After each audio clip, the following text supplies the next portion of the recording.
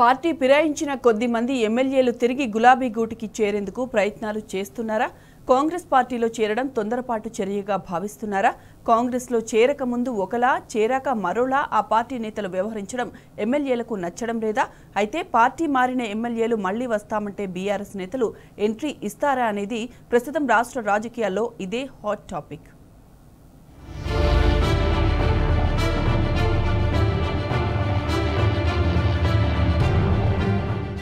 BRS నుంచి గెలిచిన 10 మంది ఎమ్మెల్యేలు కాంగ్రెస్ పార్టీలో చేరారు. పార్టీలో చేరక ముందు ముఖ్యమంత్రి రేవంత్ రెడ్డి ఆయా నియోజకవర్గాల అభివృద్ధికి అనేక హామీలు ఇచ్చారు. తీరా పార్టీలో చేరాక రేవంత్ రెడ్డి పార్టీ ఫిరాయింపు ఎమ్మెల్యేలను లైట్ తీసుకుంటున్నారన్న వాదన ఉంది.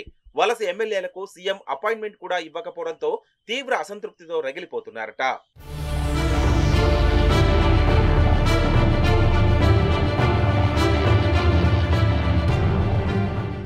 ఇటీవల గద్వాల ఎమ్మెల్యే బండ్ల కృష్ణమోహన్ రెడ్డి బీఆర్ఎస్ గూటికి తిరిగి వస్తున్నారని ప్రకటించడంతో అప్రమత్తమైన ముఖ్యమంత్రి పార్టీ విడిచి వెళ్లకుండా తిరిగి తీసుకురావాలని మంత్రి జూపల్లి కృష్ణారావును ఆదేశించారట.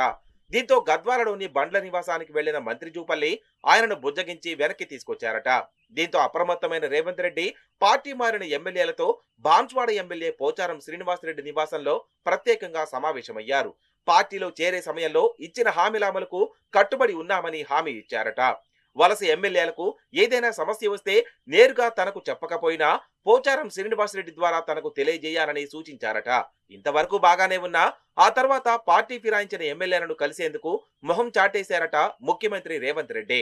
దీంతో రెంటికి చెడ్డ రేవడిలా తయారైందని తమ పరిస్థితి అన్న భావనకు వచ్చారట పార్టీ ఫిరాయింపు ఎమ్మెల్యేలు. ఇందులో కొద్ది మంది సొంత గూటికి వెళ్లేందుకు సిద్ధపడ్డా మరికొంతమంది మాత్రం తిరిగి వెళ్లినా అక్కడ చేర్చుకునే పరిస్థితి లేదన్న నిర్ణయానికి వచ్చారట.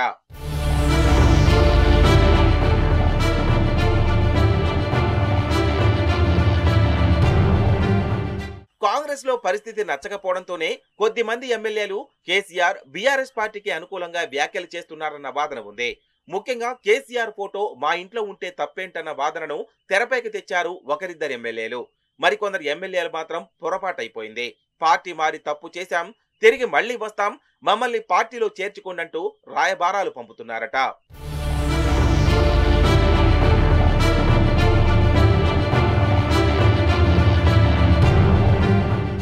ఇప్పటికే సుప్రీంకోర్టులో పార్టీ ఫిరాయింపుల కేసు నడుస్తోంది. ఫిరాయింపు ఎమ్మెల్యేలపై ఎప్పుడు నిర్ణయం తీసుకుంటారని స్పీకర్ కార్యాలయాన్ని సుప్రీంకోర్టు ప్రశ్నించింది. దీంతో పార్టీ మార్పుపై వివరణ ఇవ్వాలని 10 మంది ఎమ్మెల్యేలకు స్పీకర్ కార్యాలయం నోటీసులు జారీ చేసింది. అనర్హత వేటు కత్తి మెడపై వేలాడుతుండటంతో కొద్ది మంది ఎమ్మెల్యేలు తిరిగి సొంత గూటికి చేరాలని భావిస్తున్నారట. అయితే పార్టీ మారిన ఎమ్మెల్యేలను చేర్చుకోవడానికి గులాబీ పార్టీ అంగీకరించడం లేదని తెలుస్తోంది. త్వరలోనే ఉప ఎన్నికలు వచ్చే అవకాశం ఉన్న నేపథ్యంలో తిరిగి బీఆర్ఎస్ పార్టీకి ప్రజలు పట్టం కడతారన్న చర్చ క్షేత్రస్థాయిలో వినిపిస్తోంది. ఈ నేపథ్యంలో వలస ఎమ్మెల్యేలకు నో ఎంట్రీ బోర్డు పెట్టాలన్న భావనలో కారు పార్టీ ఉందట. దీంతో అధికార పార్టీలో చేరితే అన్ని రకాలుగా ప్రయోజనం పొందుతామని భావించిన ఎమ్మెల్యేలు ఇప్పుడు దిక్కుతోచని స్థితిలో పడ్డారట.